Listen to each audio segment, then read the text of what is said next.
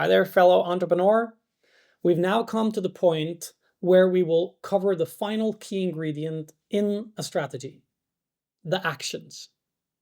To follow the concept of a journey, that is knowing where we are here and pointing to a place where we want to go there, and with a direction that is a guiding policy for the decisions we will make, we can now start to map out the concrete actions we will take to get from here to there. These actions are the concrete answers to the question of how. How will we get from here to there? How will we achieve the goals we have set for ourselves? So the process of creating a list of actions is the same as when we did our diagnosis and when we made a list of goals.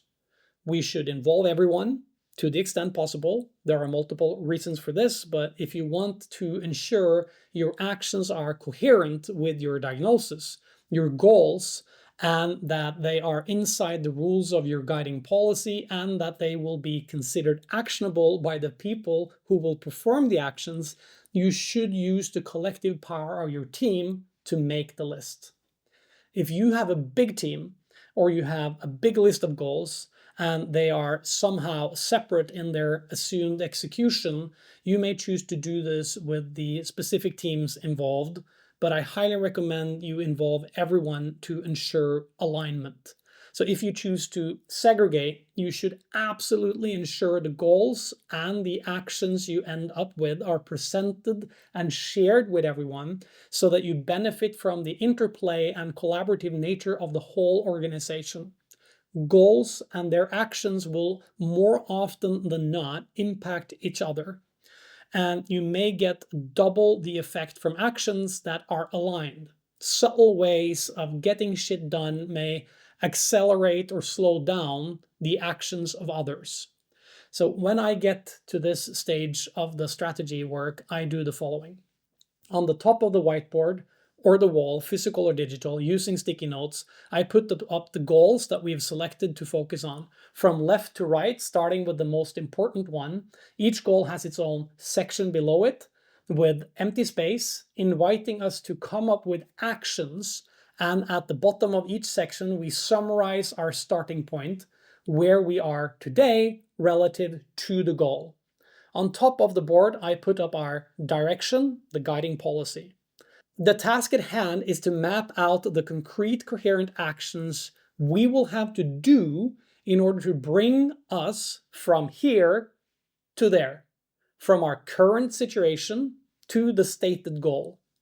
So in some scenarios, it may be easier to work from the top down. We start with the imaginary situation of having achieved the goal, identifying what actions we have to take from the goal and downwards. In other situations, depending on our situation, the guiding policy, and our goal, it may be best to work from our current situation and upwards. There is no rule for this work, and you will quickly identify that you need to workshop this. Stop and think and listen to the feedback from your stakeholders in order to build out the journey from here to there, regardless of what direction you choose for your goal. The point of this task is to identify what actions are needed to get from here to there, and hence put up on the board the answers to the question of how. So let me give you an example. So we have a goal of reaching the peak of the mountain within 30 days. We know from our diagnosis that our starting point is a specific location on the map, and that gives us the concrete distance from here to there on the map and the elevation we have to traverse to reach our goal. And from our diagnosis, we know how many people are in our group, their capacity to walk and climb. We know what the weather is like and have historical data and weather forecasts to understand what to expect along the route. We know what clothes and equipment we need, and we can take into account eventualities such as, injuries and the need for some medical equipment and so on and so forth. I'll not go into all the details because I know you can envision the planning in your own mind. And as we covered before, we can go all in on trying to map out every possible variation and situation, or we can accept more uncertainty in exchange for leaving our current location quickly and start to climb.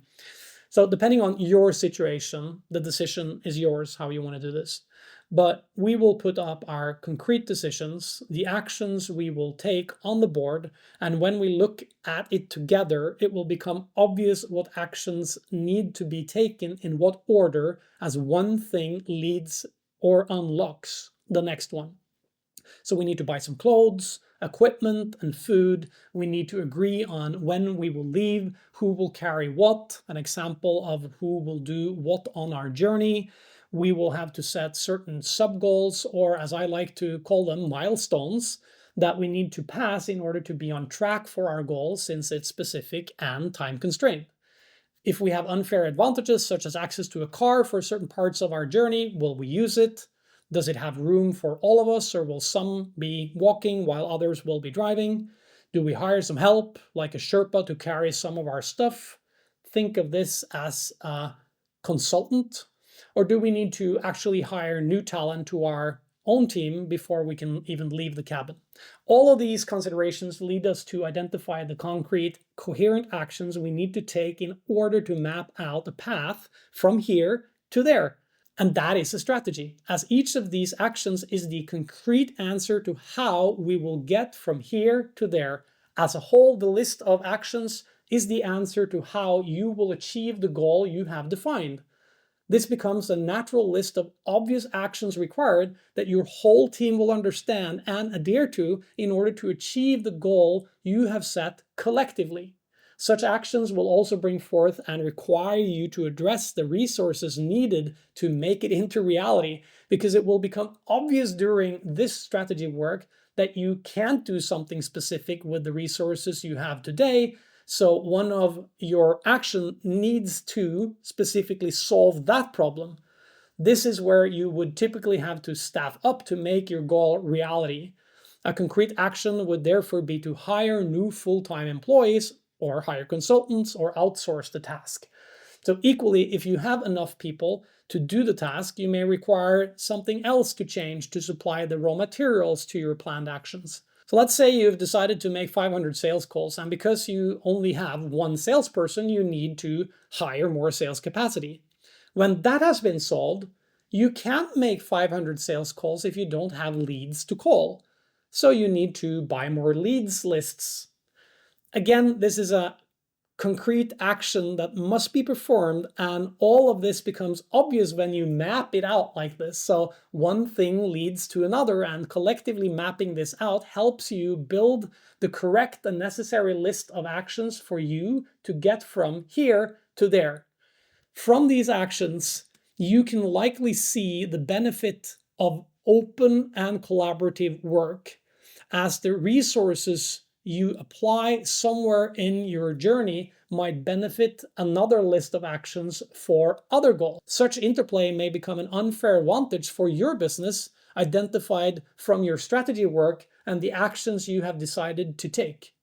So working this way, you step away from lofty goals that never will be fulfilled into a situation where you and your team, and possibly your investors and every key stakeholder, understands where you are, where you're going, what it takes to get there, including who needs to do what and what resources are required to make it happen.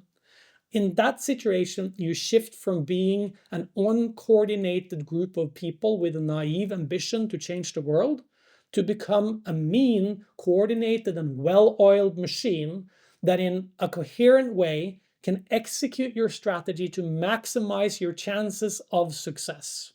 So in summary, step 1, you need to diagnose your situation, fully understanding where you are. Step 2, you need to identify possible goals, where you want to go. Step 3, you need to set a direction, a guiding policy for all future actions. Step 4, you need to form a list of coherent actions to take you from here to there. And this is the process for creating a real strategy. And this simple strategy framework gives you the skills and guides you in the process of creating and implementing it for you. Now there is one crucial step, step number 5, and we will cover that in the last session.